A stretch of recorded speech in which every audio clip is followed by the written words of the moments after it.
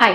ఈ వీడియోలోనే అసలు ఎన్ని రకాల ట్రేడింగ్స్ ఉన్నాయో తెలుసుకుందాం. మొట్టమొదటిది ఇంట్రాడే ట్రేడింగ్. సో ఈ ట్రేడింగ్ యొక్క ఆధారంగా స్టాక్ మార్కెట్ మొదలైన దగ్గర నుంచి 9:15 నుంచి 3:30 వరకు అదే రోజులో కానీ ఎంట్రీ అండ్ ఎగ్జిట్ పొజిషన్స్ ని తీసుకున్నట్టయితే దాన్ని మనం ఇంట్రాడే ట్రేడింగ్ అని అంటాము. అయితే రెండవ ట్రేడింగ్ గురించి మాట్లాడినట్టయితే స్వింగ్ ట్రేడింగ్. ఈ స్వింగ్ ట్రేడింగ్ లోని మీరు స్టాక్ ని బై చేసిన తర్వాత కొన్ని రోజుల వరకు హోల్డ్ చేసిన తర్వాత కానీ సెల్ చేసినట్టయితే దాన్ని మనం స్వింగ్ ట్రేడింగ్ అని అంటాము.